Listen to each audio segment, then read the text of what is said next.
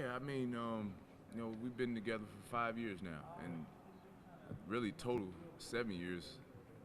I was on staff 2 years while he was a player, and so and then 5 years together on staff.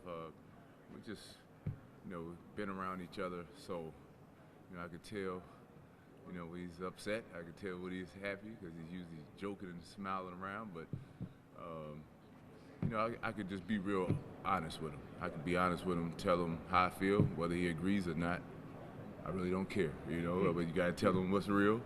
And but Jon's done a great job of just being really organized and kind of just throwing it out there. To be honest with you, like you're not gonna be perfect in this, and taking over for the greatest coach to ever coach is tough, but he's been doing it in a different way than coach, and I feel like you have to. You learn from coach, you take a lot from coach, but nobody can beat him, and so Jon's done a good job of trying for the most part be himself. Speaking of the differences, can you elaborate a little bit on what's different from Jon and Mike? Or is it kind of too early for that? I mean, as far as like philosophy goes, what is different? Jon's younger, so he's going to play with that. Yeah, definitely younger. With Coach, I thought Coach was the greatest motivator of all time. So Coach his presence was amazing. And Jon, he's a new way of thinking. Way we're gonna play on both ends of the floor. Some similar things, but definitely different than what I've been a part of my 4 years back with Coach. And so that's been fun. We got a different group. The group's different, so you can't do the things you did with last year's team, because last year's teams were unique. We had five picks, 4 first rounders, and Trevor Kill, who, he probably should have been a first round pick. So, you got to do things differently, and I think Jon's done a really good job of, mixing it up, throwing some different things in there, some flavor, some swag. Coach is too old to have swag. He was too old to have swag, so he's doing a good job. Coach, talk about what's different for you and your new role on this team versus last year. Yeah, it's just the same, but I think I'm the OG now. Coach was the OG of OGs, but we got Coach Schreiger's back, but myself, I'm older than Jon. My birthday been 10 years, yes. And so and Jay, and Mill, those guys are young, and so I think we kind of feed off each other. I think I bring a different perspective than guys in the 30s, mid 40s, so it's just a different perspective, and been around the program. I think they can look at me and they get an OG perspective, so to speak. OG. You've had a whole year to prepare for this, but yesterday, the first practice, was it still kind of strange hearing Jon being in charge, and rather than the voice that you've heard for forever since you've been here? It is, and and he's been doing it. Coach did it for so long, and so it just it becomes like it's automatic. You're gonna see first day of Duke practice, you're gonna see Coach K, and now in 2022. That's no longer the thing, and to see Coach Scheyer, command the practice, some first day jitters, so to speak, but overall, he's doing an excellent job, man, of being organized, and just practices have been upbeat, they've been hard, and so that's the standard. That's the standard Coach K has set, and that's the one thing Jon is doing is keeping that pace. You come to a Duke practice, you're gonna see guys. Hopefully, you're gonna see guys taking charges, getting on the floor for loose balls, and the spirit of a practice. And Jon's done an excellent job of keeping the spirit of a practice going. Yeah. You mentioned Mike Schrage. How's that been working with him? Oh, Schrage's the best. Schrage and I were in the 90s, so we kind of understand each other a little bit better than the guys that were, playing in the 2000s. And with Emil, He's really young. So you got two, with Schraub, who's been a head coach, been a big-time assistant in Power 5 conferences. He knows how to run a program. And so usually when he says something, it's spot on. And he gives you a different perspective that, us as being assistants and Jon being in his first year head coach, that even he hadn't thought about. And so Schraub has been great.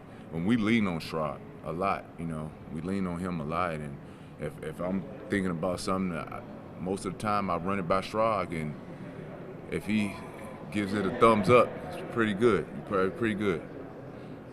So if somebody goes out and gets sick now, that's going to be you stepping up this year. Yeah. Are you prepared for that? Oh, yeah, absolutely. I think,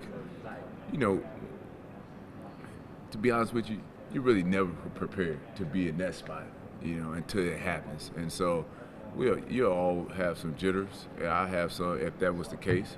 Hopefully that's not the case. Hopefully Jon can do it, the entire year. But I'll be ready. Listen, I'm from the Loop. I'm from St. Louis. So in the city, it's a lot of things you had to deal with growing up. And so what helps me, though, is being a former player. I mean, this is my program. And so I bleed with a name on the front of the jersey, man. And so if I'm ever in that position, let's go, baby. Let's go. And see where it lands. Chris, after this season, you'll have guys going to the NBA. It'll be Jon's guys. But the guys that are currently there, how are you guys as a staff handling that? NBA to former guys, and the brotherhood is very much alive and well. But is it any different for you guys? I mean, what are you doing to reach out to those guys? They all were out there for the first time yesterday. What are you doing to reach out to those guys? Oh yeah, those guys, those are our guys. It's still under one umbrella, and that's Duke University. But the guys that were under coach, coach is the master recruiter, but we're the one that kind of set up the lab for him. And so we had relationships with these guys prior, and so it's still there.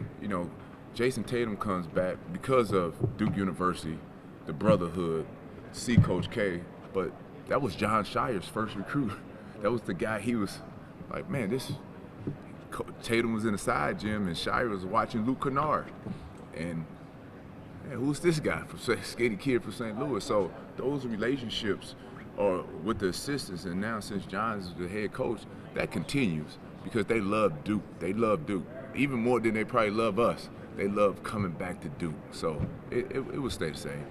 When you're recruiting, how much does NIL come up with kids? Because it's totally different than when you were playing, and it's different than even when you go straight from high school to the pros.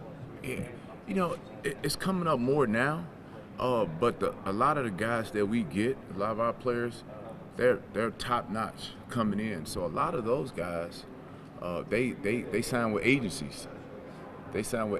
So luckily for us, you don't have to deal with it as much. But we have plans in place that when the NIL is brought up, like we can speak on it at a high level, where a recruit or a player who eventually stays. See, the NIL to me is about the player who kind of 1 foot in, 1 foot out. Should I go? Should I stay?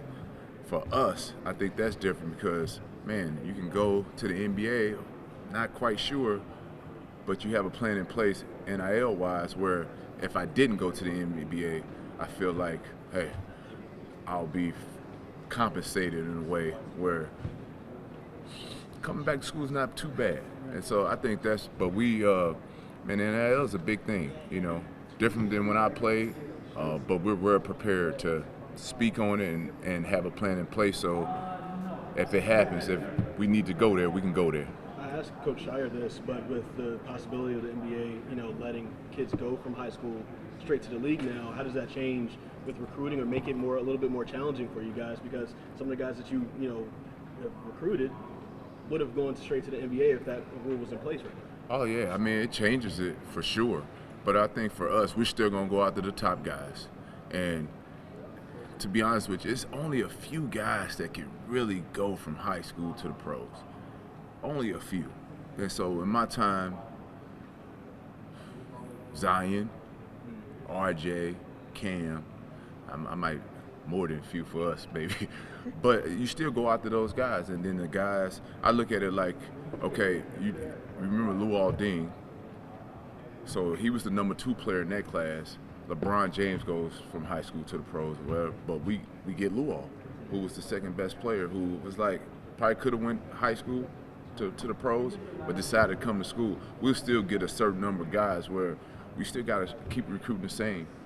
And then knowing that, okay, you'll know early on whether or not a guy's going to go to the NBA, because they'll let it be known. But then the guys who decide to not go directly to the NBA, those are the guys that will be right on them, and hopefully we can keep getting those guys.